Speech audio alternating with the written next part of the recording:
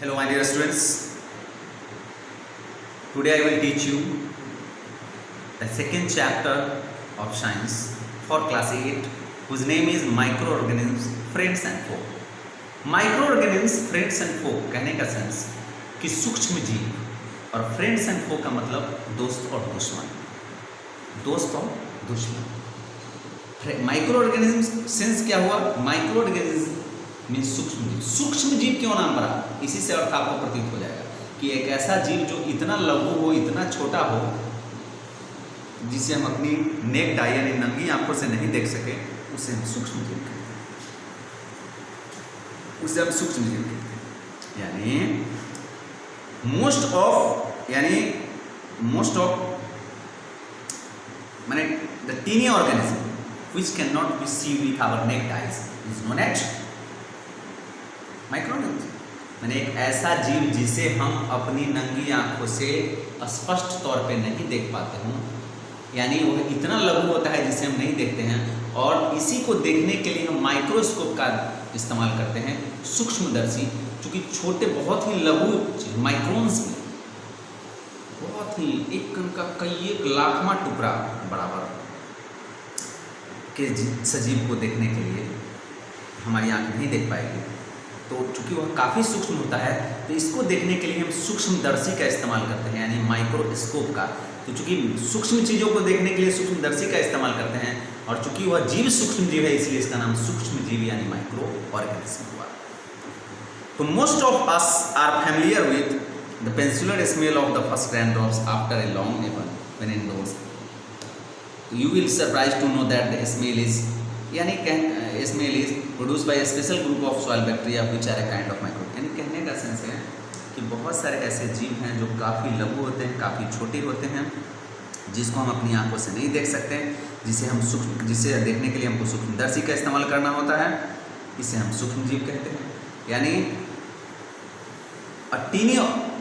Tiny organisms which we cannot see with our naked eye। माने एक ऐसा जीव जिसे हम अपनी नंगी आंखों से नहीं देख सकते हैं, चूँकि उनका आकार इतना लघु होता है, इसलिए हम इनको सूक्ष्मदर्शी कहते हैं, और ये माइक्रोब्स कहलाते हैं। The tiny organism which we can not see with our naked eye are known as microorganism और microbes. Okay, is that clear? अब माइक्रो ऑर्गेनिज्म्स आर यूनिसेलुलर और मल्टीसेलुलर। यूनिसेलुलर और मल्टीसेलुलर कहने का सेंस है, मैं आपको बता रहा हूँ कि ये सूक्ष्म जीव जो होते हैं वो एक कोशिकीय भी होते हैं और बहुकोशिकीय भी होते हैं। तो micro organisms are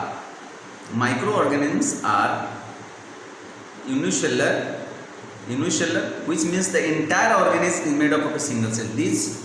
These living things are so small, then if you are to count the organization in the teaspoon of moist garden soil, यानी कहने का सेंस है कि माइक्रो सूक्ष्म जीव जो होते हैं ये वो एक कोशिकीय होते हैं, और यह एक कोशिकीय होते हैं, और एक जो आपने पढ़ा होगा कि एक कोशिका के निर्माण से जो जीव बनता है उसे एक कोशिकीय, जो एक से अधिक कोशिका के निर्माण से बनता है उसे बहुकोशिकीय कहते हैं।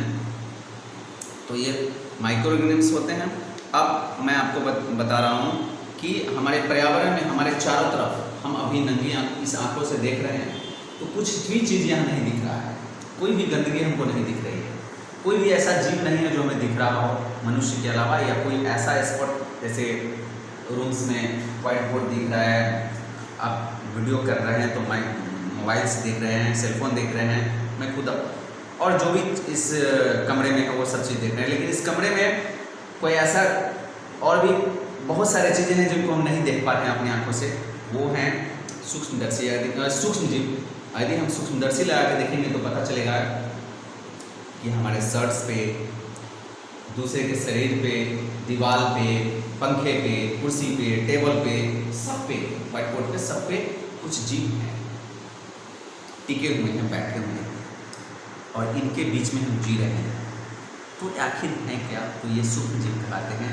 ये हमारे पर्यावरण में पाए जाते हैं, स्वतंत्र रूप से पाए जाते हैं पर्यावरण में, और ये लैंड्स में भी और एयर में भी और वाटर में भी पाए जाते हैं, पृथ्वी में, जल में, पानी सब में पाए जाते हैं। और ये जो हैं सूक्ष्म जीव जो हैं वो क्या है? तो सूक्ष्मजीव देयर आर मेन और माइक्रो ऑर्गेनिज्म्स, जो मुख्य माइक्रो ऑर्गेनिज्म्स हैं वो क्या है, तो आपको बता देता हूँ मैं। Bacteria, virus, fungi, algae and protozoa, they are the main micro organisms. Bacteria, virus, blue green algae, fungi and protozoa, ये आपको मुख्य सूक्ष्मजीव हैं जो हमारे पर्यावरण में, हवा में भी, मिट्टी में भी और जल में भी पाए जाते हैं। ये आपको किसी भी मौसम में अनेक तरह के मौसमों में यह जीवित रहते हैं, यानी हॉट स्प्रिंग में भी रहते हैं, कोल्ड रीजन में भी रहते हैं, यस, डिजर्ट रीजन में भी रहते हैं, ये माइक्रोब्स या माइक्रो ऑर्गेनिज्म्स। तो अब मैं आपको ये जो पांच मुख्य और माइक्रो ऑर्गेनिज्म्स बताए हैं, उसमें से पहले हम आपको बैक्टीरिया के बारे में बताते हैं कि बैक्टीरिया क्या है। पहले तो आई थिंक डियर स्टूडेंट्स आपको क्लियर हो गया कि माइक्रो ऑर्गेनिज्म्स क्या है, अच्छी तरह से क्लियर हो गया कि सूक्ष्मजीव क्या होते हैं, जिसे हम अपनी आंखों से नहीं देखते, जिनका आकार काफ़ी लघु हो, वो सूक्ष्मजीव कहलाते हैं। A teeny organism which we cannot see with our naked eyes is known as microorganisms. They are the main, they are unicellular, single cell के बने होते हैं और ये हर तरह के रीजन में, क्षेत्र में पाए जाते हैं। हॉट स्प्रिंग में भी, कोल्ड रीजन में भी, आपको डिजर्ट रीजन में भी सब में पाए जाते हैं। और ये एयर, वाटर एंड लैंड्स सब में, अर्थ तीनों में पाए जाते हैं। और ये जो पांच मुख्य ये सूक्ष्मजीव है वो क्या है, तो bacteria, virus, blue green algae, fungi and protozoa. तो अब मैं बैक्टीरिया के बारे में चर्चा कर रहा हूँ, डिस्कस कर रहे हैं बैक्टीरिया के बारे में, तो ध्यान से सुनिए। Bacteria are found in the air, bacteria found in the air, in soil and the deepest seas, in hot spring and is ice of the polar region. मैंने अभी आपको स्पष्ट कहा कि बैक्टीरिया जो है वो आपको हवा में, मिट्टी में, डीपेस्ट सीज में मतलब गहरे समुद्र में, गर्म हॉट स्प्रिंग्स में, गर्म झरना जो है उसमें पाए जाते हैं। और पोलर रीजन समझ रहे हैं ना, ध्रुवीय क्षेत्र जहाँ पे बर्फ जमी होती है, वैसे क्षेत्रों में भी ये पाई जाती है, वैसे जगहों में ही पाई जाती है। Some bacteria are live the intestine of animal and some lives in the mouths of animal including human beings. Bacteria need food, moisture and warmth to grow. यानी बैक्टीरिया जो है वो, सम बैक्टीरिया जो हैं वो हमारे आंत में, इंटेस्टाइन में भी पाए जाते हैं, शरीर के बाहर भी पाए जाते हैं, मनुष्य के मुंह पर भी पाए जाते हैं, माउथ पे भी पाए जाते हैं।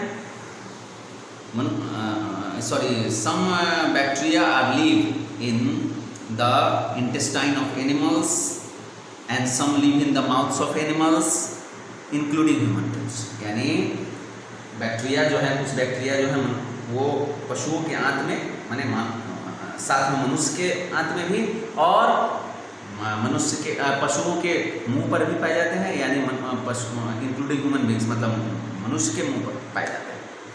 अब है बैक्टीरिया को क्या चाहिए, तो भोजन चाहिए। बैक्टीरिया को भोजन की आवश्यकता होती है, नमी की आवश्यकता होती है और गर्मी की आवश्यकता होती है इनमें वृद्धि होने के लिए, इनमें ग्रोथ आने के लिए। तो one of the first living things of the earth where the cyanobacteria also called the blue green algae. यानी एक ऐसा बैक्टीरिया भी है living things of the earth में जिसको हम साइनोबैक्टीरिया कहते हैं, जिसको हम ब्लू ग्रीन एल्गी के रूप में भी जानते हैं। जैसे आप देखते होंगे हरे हरे, जहाँ पे डंपिंग करता हो, वाटर लॉगिंग होता हो, तो आप देखते होंगे कि वहाँ पे अगर फ्लो ऑफ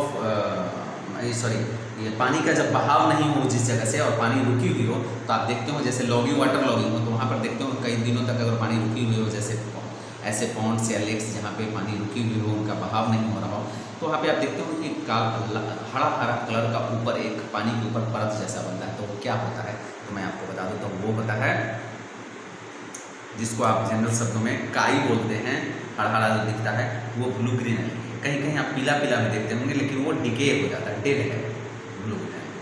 तो ब्लू ग्रीन एल्गी यानी हरित शैवाल कवक, ये भी एक बैक्टीरिया का एग्जाम्पल है। तो बैक्टीरिया का जो साइज होता है वो रॉड लाइक भी होता है, स्फेरिकल भी होता है और स्पाइरल भी होता है। मैंने bacteria are rod like, spherical and spiral in shape. Some bacteria are heterotrophic, they depend on other living things or for food. कुछ बैक्टीरिया जो हैं वो हेटेरोट्रॉपिक भी होते हैं, जिसके कारण ये दूसरे सजीव पर उनका भोजन वो भोजन के लिए दूसरे सजीव पर निर्भर होते हैं। और सम बैक्टीरिया आर फोटोसिंथेटिक, कुछ ऐसे बैक्टीरिया भी होते हैं जो फोटोसिंथेटिक होते हैं, यानी कहने का मतलब है कि उनमें क्लोरोफिल मौजूद होता है और वो फूड अपने फोटोसिंथेसिस की प्रक्रिया के द्वारा भोजन ग्रहण कर लेते हैं। जैसे साइनोबैक्टीरिया जो है, साइनोबैक्टीरिया जो मैंने बताया था, one of the bacteria is known as one of the bacteria, जिसके बारे में साइनोबैक्टीरिया का वो फोटोसिंथेटिक हैं, वो फोटोसिंथेसिस की प्रक्रिया के द्वारा आसानी से प्राप्त कर लेते हैं, आपको भोजन प्राप्त कर लेते हैं। तो साइनोबैक्टीरिया फोटोसिंथेटिक है। अब है some bacteria obtain energy for chemical reactions of inorganic substance. Such bacteria are said to chemosynthetic bacteria, they are capable to living in complete darkness. यानी कुछ बैक्टीरिया ऐसे भी हैं जो रासायनिक अभिक्रिया के फलस्वरूप अपना ऊर्जा प्राप्त करते हैं। और ये ऐसे बैक्टीरिया जो हैं वो केमोसाइंथेटिक बैक्टीरिया कहलाते हैं। और ये जो हैं वो कंप्लीट जो है सो अंधेरे में रहना, ऐसे बैक्टीरिया जो हैं वो पूर्ण रूप से अंधेरे में निवास करते हैं। तो बैक्टीरिया कैन बी एरोबिक और एनारोबिक। बैक्टीरिया का जो रिस्पिरेशन प्रोसेस है, बैक्टीरिया रिस्पिरेशन में आप पढ़ेंगे कि एरोबिक और एनारोबिक रिस्पिरेशन क्या है। मैंने ऑक्सीडाइज्ड माने in the presence of oxygen, respiratory system in the presence of oxygen and in the absence of oxygen.